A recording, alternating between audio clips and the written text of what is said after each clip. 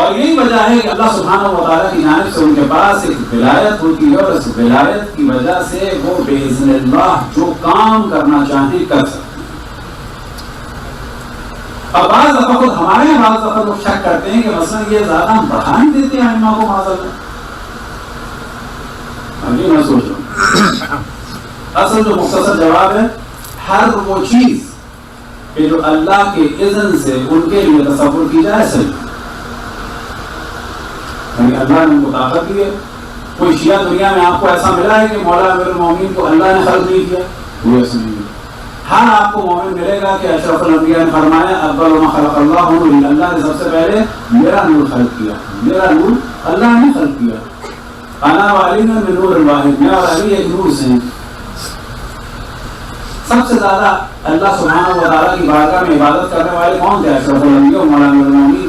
سب سے زیادہ اپنی پیشانی اور اپنی ناک کو اللہ کی بارگاہ میں زمین پہ رکھنے والے کون تھے؟ مولا امیر المومنین، ان سے بڑھ کر اشرف الانبیاء۔ بس جو ان کے پاس ہے وہ اشرف الانبیاء کی جانب سے۔ اب اگر یہ کہا جائے کہ جو کچھ وہ کر رہے ہیں وہ اللہ کے اذن سے ہے تو یہ عین توحید ہے، عین توحید۔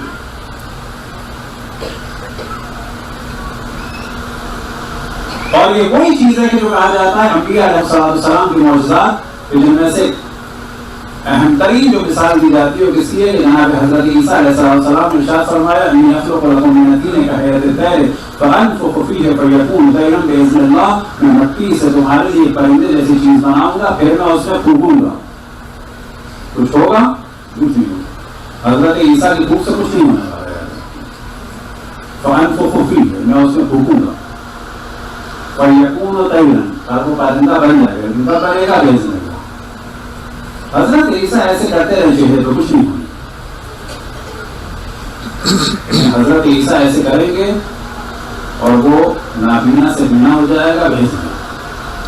حضرت عیسیٰ ہاتھ کا اشارہ کریں گے اور ایسی بیماری جو آج 20 سالوں میں مکمل طور پر صحیح نہیں ہو پاتی اور جو کچھ لاس ہو گیا وہ واپس نہیں آتا، لیکن حضرت عیسیٰ ایک اشارہ کرتے تھے اور وہ صحیح ہو جاتا تھا۔ کیسے؟ وہ ہزار اشارے کرتے کچھ نہیں ہوگا، اللہ کے اذن سے۔ کیونکہ اللہ سبحانہ و تعالیٰ نے انہیں ایک ولایت دی تھی۔ ولایت کیا معنی؟ اختیار دیا تھا کہ تم میرے بندے ہو، تم مجھ میں فنا ہو، میں تمہیں اختیار دیتا ہوں کہ تم اس کام کا ارادہ کرو، تم اس کام کا اشارہ کرو، یہ ہو جائے گا۔ بس یہ کن فیکن ہے اللہ کے لیے، لیکن وہاں پر اللہ کسی کا محتاج نہیں، اللہ کسی کا محتاج نہیں، کسی کی اللہ کو ضرورت نہیں۔ لیکن عیناً یہی عبارت آتی ہے بعض دفعہ انبیاء کے لیے اور معصومین کے لیے، کن فیکون انہوں نے کہا، لیکن یہاں پر کن فیکون یعنی ہو جاؤ ہو گیا۔ کیا ہوا؟ قالین میں شعر بنا ہوا ہے، امام نے ارادہ کیا کہ یہ شعر اصلی ہو جائے، وہ ہو گیا، لیکن کیسے ہو گیا؟ باذن اللہ۔ اللہ اگر یہ کام کرے تو اس کو کسی کے اذن کی ضرورت نہیں ہے، لیکن اللہ کا ولی اور جانشین اور خلیفہ یہ کام کرے تو وہ کر سکتا ہے، لیکن باذن اللہ۔ صلوات پڑھیں محمد والے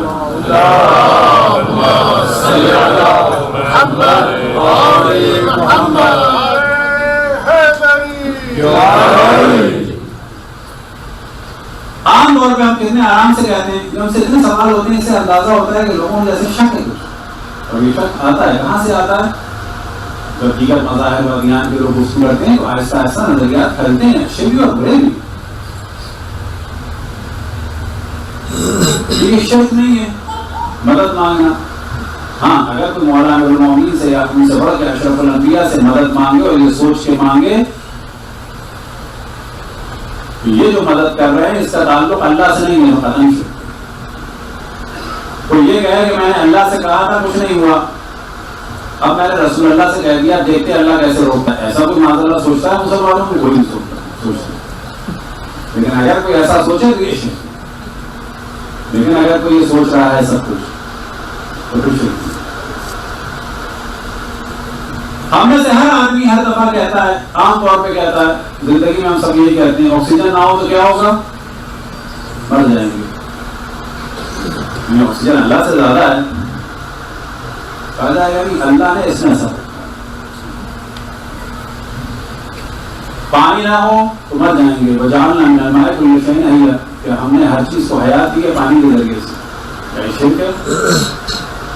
لیکن ہر چیز میں اللہ کا توکل ہونا چاہیے. مثال کے طور پر ہمارے پاس بہترین مال ہو، بہت زیادہ مال ہو، تو یہ ذہن میں نہیں آنا چاہیے کیونکہ میرے پاس مال ہے میں بہترین ڈاکٹر کے ذریعے سے زندگی پالوں گا.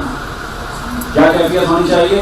اللہ کا شکر ہے کہ اس نے مجھے مال دیا ہے، اللہ کے اذن سے اچھے ڈاکٹر تک جاؤں گا، یہ ذہن میں ہو. اور اللہ سے میری دعا ہے کہ اس ڈاکٹر کو اچھی طرح سے ڈائگنوز کرنے کی توفیق عطا فرمائے اور وہ دوا لکھے کہ یا اللہ جو میرے لیے فائدے مند ہے اور تو ہی اس کے دل میں ڈالے گا. پھر اس دوا کو تو ہی مجھے خریدنے کی توفیق عطا فرماتا ہے، تو نے مجھے مال دیا ہے، میں اس دوا کو خرید لوں گا لیکن میں اس کو کھاؤں گا کوئی فائدہ نہیں ہوگا، تجھ سے دعا ہے کہ اس دوا میں اثر رکھ. اب اگر کوئی کہے کہ مجھے زندگی بچانے کے لیے ڈاکٹر کے پاس جانا تھا تو یہ شرک نہیں ہے. ذہن میں یہی سب کچھ ہے کہ اللہ نے اس کو دیا، ڈاکٹر نے میرے لیے بہترین دوا کی، اس کی وجہ سے میں زندہ بچ گیا، اس ڈاکٹر نے مجھے زندہ بچا لیا. شرک جملہ نہ، لیکن اس کے بیک گراؤنڈ میں بہت ساری چیزیں ہوتی ہیں. کوئی آپ کو دنیا میں ایسا مسلمان نہیں ملے گا کہ اس ڈاکٹر نے مجھے بچایا ہے اللہ نے نہیں بچایا، اس دوا نے مجھے بچایا ہے اللہ نے نہیں بچایا. بس بعض دفعہ ہم کہتے ہیں ڈاکٹر نے بچایا ہے، بعض دفعہ ہم کہتے ہیں دوا نے بچایا ہے، بعض دفعہ ہم کہتے ہیں مر جاتا ہے دوا نہیں کھلائی جاتی. تو اس کے پیچھے جو اصل چیز ہوتی ہے وہ تفصیلی گفتگو ہوتی ہے، اور تفصیلی گفتگو ہر دفعہ کہنا ضروری نہیں ہوتی. یہ بالکل حرام ہوتا ہے اگر کہہ دیا یا رسول اللہ، یہاں پہ تفصیلی گفتگو کی ضرورت نہیں ہے. اور اگر کہہ دیا یاری مدد تو یہاں پہ تفصیلی گفتگو کی ضرورت نہیں ہے. جبکہ تفصیلی گفتگو کیا ہے کہ جو کچھ ان کے پاس ہے اللہ کی جانب سے اللہ کے اذن سے کرتے ہیں، بس اللہ کی یہ ولی و جانشین ہے، ہم نے ان سے مدد مانگی ہے، یہ ہمارے لیے جو بھی کچھ کریں گے باذن اللہ کریں گے. صلی اللہ علیہ وسلم محمد